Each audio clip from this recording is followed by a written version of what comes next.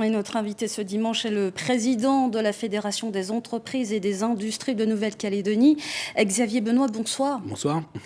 D'abord la politique, l'accord de Bougival est inscrit au journal officiel. Il continue donc son chemin, comme l'avait annoncé Manuel Valls. Je rappelle que vous soutenez cet accord. Est-ce que c'est un signe fort pour vous ? Effectivement, quand l'accord a été signé de manière unanime, on y a vu un peu de lumière au fond du tunnel, et donc effectivement, on a exprimé notre soutien au fait qu'il y ait un accord unanime qui a été signé. Et puis, on voyait dedans la volonté d'écrire impact économique et social, et ça nous semble indispensable dans le cadre de la crise que l'on vit. Après la publication du journal officiel, rien de très surprenant. C'était annoncé par le ministre d'État, ministre des Outre-mer, et donc ça suit son cours comme il l'avait annoncé. On va y revenir tout à l'heure sur ce pacte économique et social. Alors, un accord de stabilité, dit Manuel Valls, c'est ce que les acteurs du monde économique recherchent pour investir. Mais avec le rejet du FLNKS, on a entendu tout à l'heure le communiqué de l'UC. Est-ce que la confiance des investisseurs en l'avenir est vraiment là ? Alors, on a vu et on a observé qu'au moment où le FLNKS a rejeté l'accord, ça a un peu inquiété le monde économique et social. Et on pense que ce n'est pas le moment, effectivement, d'aller sur ce type de position. Nous, ce qu'on dit au niveau de la FINC, c'est profitons de cet accord et notamment de ce qui est écrit en matière économique et sociale, et puis allons faire un Grenelle, un Bougival, chacun l'appellera comme il veut, de la transformation du modèle économique et social, parce que c'est ce dont on a besoin aujourd'hui en Nouvelle-Calédonie, c'est ce dont les Calédoniens ont besoin aujourd'hui en Nouvelle-Calédonie. Alors, dans cet accord, il est aussi question de renforcer le pouvoir des provinces dans l'émission Accord-Désaccord. La FINC, c'est-à-dire vous dites ne pas être favorable à ce renforcement des provinces. Pourquoi ?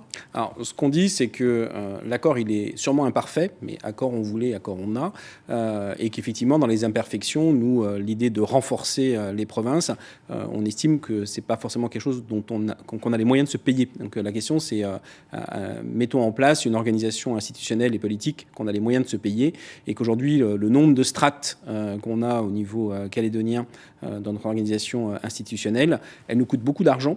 Et puis, elle est assez inefficace parce qu'on a tendance à dissoudre les responsabilités. Et en dissolvant les responsabilités, eh bien, effectivement, on n'arrive pas à décider, on n'arrive pas à réformer. Et c'est une réelle difficulté dans la situation dans laquelle on est actuellement. Est-ce qu'il faudrait, vous disiez, de supprimer un échelon, les provinces, c'est...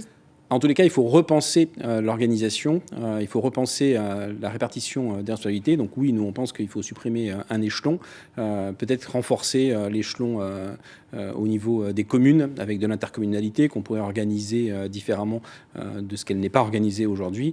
Mais indéniablement, avoir toutes ces strates aujourd'hui, c'est quelque chose qui est assez peu efficace et qui nous coûte beaucoup d'argent. Alors, j'en viens à l'économie. Vous avez rencontré Claire Durieux le mois dernier, missionnée par l'État pour la refondation économique de la Calédonie. Elle est venue voir, entendre les différents acteurs économiques. C'est la première étape. Mais vous disiez sur notre antenne il y a quelques jours qu'il y a urgence. Avez-vous eu, Xavier Benoît, des nouvelles de Claire Durieux depuis sa dernière visite ? Est-ce que les choses avancent ? Alors oui, on a une urgence aujourd'hui. Enfin, je pense qu'il faut qu'on soit tous conscients que notre modèle économique et social, il est en train de s'écrouler. Le reportage que vous diffusiez tout à l'heure, il montre peut-être quelques signes positifs, mais il démontre que ces signes sont très fragiles. Et en fait, aujourd'hui, on a une économie qui est en train de s'écrouler. On a perdu plus de 10 000 emplois en 2024. On a des secteurs qui vont tous très mal. Il y a très peu de secteurs aujourd'hui qui arrivent à tirer leur épingle du jeu de notre situation. Et ça impacte tous nos régimes sociaux, puisqu'on n'arrive pas à collecter. Donc avec 10 000 salariés en moins, on peut imaginer que notre RUAM, que notre système de retraite CAFAT, il n'est plus en mesure de fonctionner à très court terme.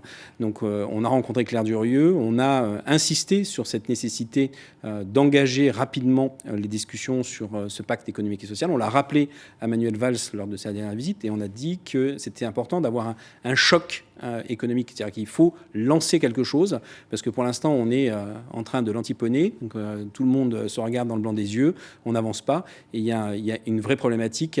Si on ne relance pas, on a globalement une crise sociale qui va s'engager après la crise économique qui existe actuellement. Justement, parlant de crise sociale, pour vous l'urgence aujourd'hui c'est de recréer 15 000 emplois. Comment il faudrait faire ? Eh bien, il faut libérer les énergies. Aujourd'hui, plutôt que d'avoir des gens qui réfléchissent sur des solutions qui ne fonctionnent pas, et on pourrait reparler des régulations de marché, où on fait un cinéma sur quelque chose qui ne le mérite pas, parce que c'est quelque chose qui a créé de l'emploi. Donc en fait, on devrait renforcer nos régulations aujourd'hui. On nous dit que c'est en allant faire de l'export tout de suite qu'on va relancer notre économie. Ça ne marchera pas. Il y a le pouvoir d'achat aussi des Calédoniens. Il y a une vraie question sur le pouvoir d'achat canadien. Et pour relancer notre économie, il faut relancer la consommation. Et pour relancer la consommation, il faut créer de l'emploi. Donc il faut aller chercher les secteurs d'activité où on a la capacité à créer massivement de l'emploi. Il n'y en a pas énormément. Lesquels ? On sait que dans l'agriculture, on a un potentiel fort. Et donc dans l'agroalimentaire, derrière, on aura un potentiel fort. On sait que dans les industries de transformation, avec cette capacité à fabriquer ce qu'on consomme, on pourrait faire. Et puis, il faut qu'on accompagne tous les micro-projets qui peuvent et qui existent déjà. Aujourd'hui, il y a plusieurs micro-projets qui se développent, mais qui ont des problèmes pour accéder au financement. Et c'est là-dessus qu'il faut qu'on investisse aujourd'hui. Ça veut dire qu'aujourd'hui, la Calédonie ne doit pas seulement se fixer sur le nickel. C'est pas le nickel qui va relancer dans l'urgence l'emploi en Nouvelle-Calédonie. Peut-être la réouverture de certains sites miniers sur la côte Est pourrait nous y aider, mais ce n'est pas la métallurgie qui, dans l'immédiat, va relancer l'économie calédonienne. On sait que c'est un dossier qui va prendre du temps. Le ministre d'État avait annoncé qu'il organiserait une conférence sur le nickel pour qu'on arrive à avoir une position calédonienne sur la stratégie nickel. Ce n'est pas encore le cas, donc ce n'est vraiment pas demain qu'on va relancer l'emploi par la métallurgie en Nouvelle-Calédonie. Alors justement, Xavier Benoît, est-ce qu'on a les moyens de garder 3 usines sur le territoire, des usines qui sont sous perfusion de l'État ? Aujourd'hui, la question qu'on se pose, c'est est-ce qu'on a déjà les moyens d'en garder une ? Et si oui, laquelle ?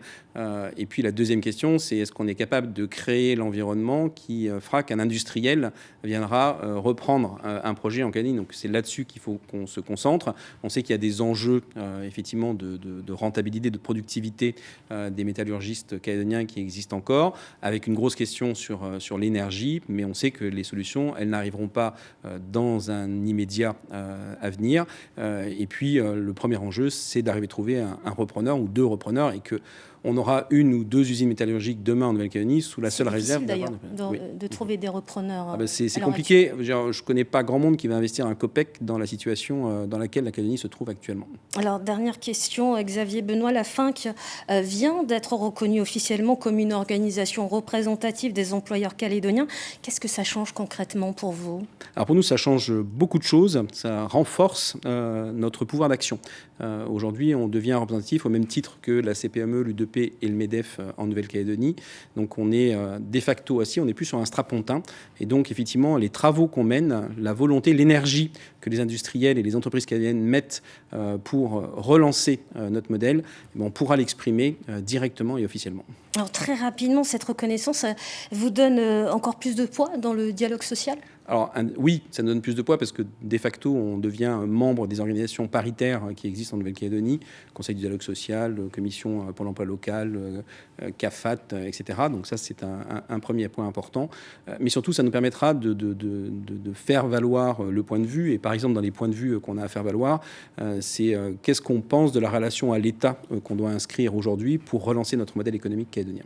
Eh bien, ce sera à suivre en tout cas par la suite. Merci beaucoup Xavier Benoît, président de la FINC, d'avoir été avec nous ce soir. Merci beaucoup.